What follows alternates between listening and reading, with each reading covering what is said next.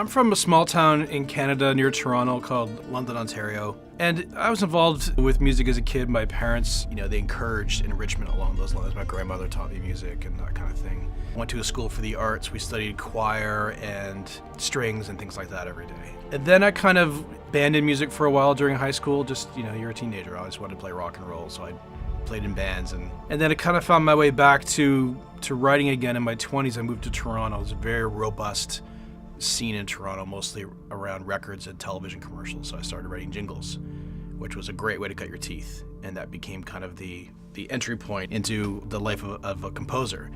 And then decided that I wanted more than 30 seconds to say what I wanted to say, and decided to move to Los Angeles around 1999, 2000. That was a time of hardware samplers, and you had stacks of, Roland S760s or Emulator E4s, I think were the hardware of the time. Gigasampler hadn't come out yet. I used to have towering racks of hardware, and I moved it all from Canada to LA with me, so my cartridge bill was off the hook, Technology, especially for writing orchestral music, has come a long way. At the time, there wasn't much in the way of orchestral libraries the way there is now. Now, it's readily available. There were some Roland libraries that we used that were the only ones that were out there. So for writing mock-ups, if you will, of film music, it was pretty tough back then. That thing sounded very good. Finding a community in LA was an interesting challenge because after 10 or 12 years in Toronto, you kind of know everybody. You know every engineer, and you know the studio musicians, and you have your people, if you will. And so you really feel like you're looking at the glass from the outside for a long time. I made a connection with an engineer who's still a friend of mine and still mixes. He mixed my film Olympus Has Fallen. He was working for James Newton Howard at the time, a famous film composer who was one of my idols. And they needed a second engineer to help patch cables. I'm like, yeah, whatever, I'll do it. And what it did is it brought me inside the glass. And now I'm in the middle, I'm in the nucleus of an A-list composer who I admire, which is a bonus. Going to scoring sessions at the late great Taddeo scoring stage, and there's orchestrators who I admired who are now friends, and all that stuff. So I got kind of vaulted from the outside to the middle of the eye of the storm, which is what I wanted, which was a great thrill. And from there, it's networked the best you can and keep it going. The first year and a half was really hard, like want to go home hard. All the Canadians know each other, we're a gregarious bunch. And they all said the same thing, which is don't let the town beat it out of you. In other words, it's a tough town to crack, but hang in there, which I did. And then working for James Newton Howard, I said, I want to work for you full time. He said, I don't have a job for you, but I think Hans is looking for someone. Why don't you go talk to him? And they were friends. And then I did, and I went over to see Hans, and he just sort of hired me on the spot. And then I went into his world for a while. And in his world, I was doing multiple things. Out of that comes, you kind of go over here for a while to come back to the place where you're nurturing your career as a composer. And that was how that happened. And then I sort of took it from there.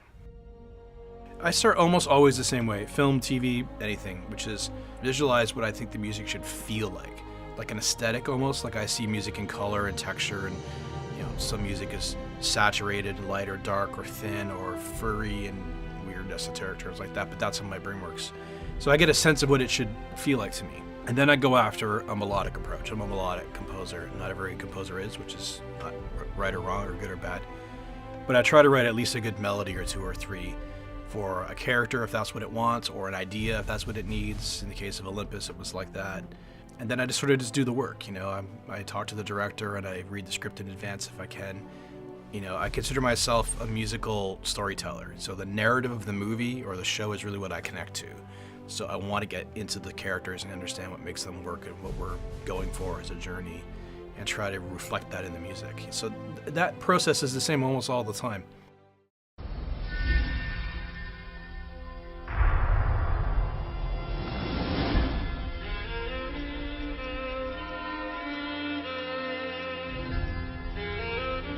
Vikings was created by Michael Hurst, who created The Tudors. The Tudors is one of those projects that I owe an enormous debt of gratitude toward, I guess. It wasn't my first project, but Tudors really put me on the map. It put everyone on the map who was involved in the show. And Michael Hurst is this sweet guy who lives in England. He created The Tudors, and he created Vikings.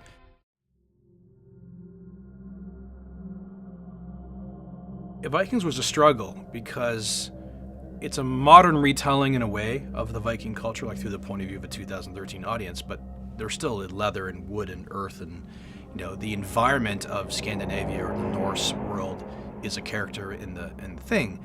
And we tried it all. I tried being very organic with the sound, and we all went, I'm not sure if that's really it. I went wildly electronic, almost like 99% electronic, and that didn't work. It took a lot of fiddling, and that process is both gratifying and frustrating as hell, is what it is, But getting it right is part of the thing I love about my job.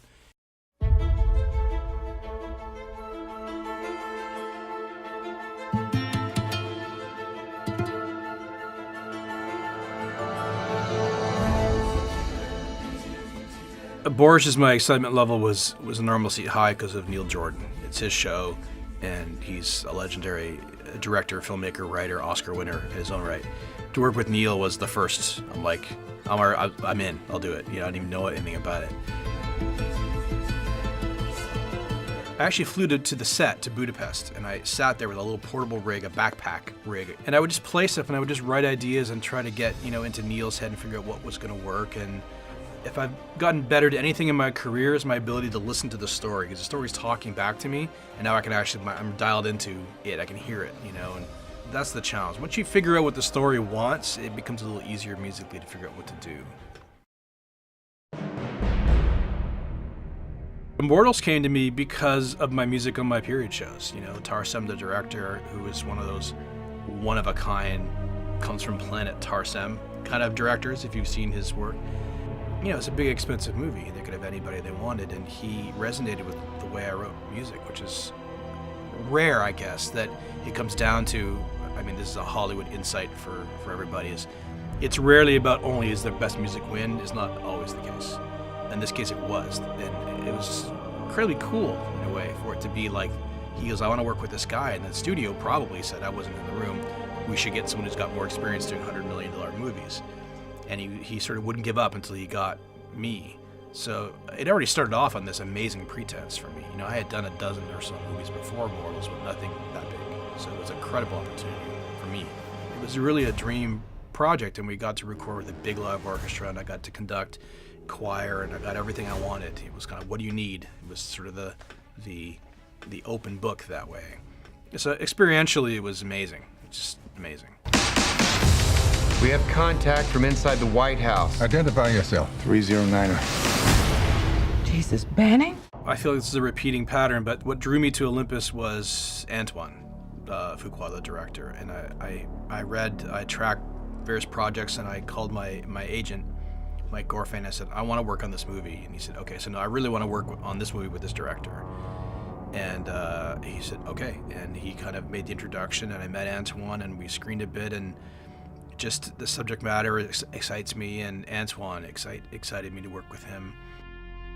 One of the tracks from Olympus that's a great example of achieving what we hoped to was this 5 or 6 minute helicopter sequence where they go in to try to take back the White House. It has action, it has a militaristic martial quality to the SEALs doing their thing. What I went for was sort of this Mahler-esque kind of requiem, a death requiem in a way, because they're fallen soldiers. And there's electronica kind of pulsing along. We're in real 5 or 6. We're cutting back and forth between good guys, bad guys, the Pentagon. We're everywhere. So that cue has a great kind of cross section of what we were going for with the score.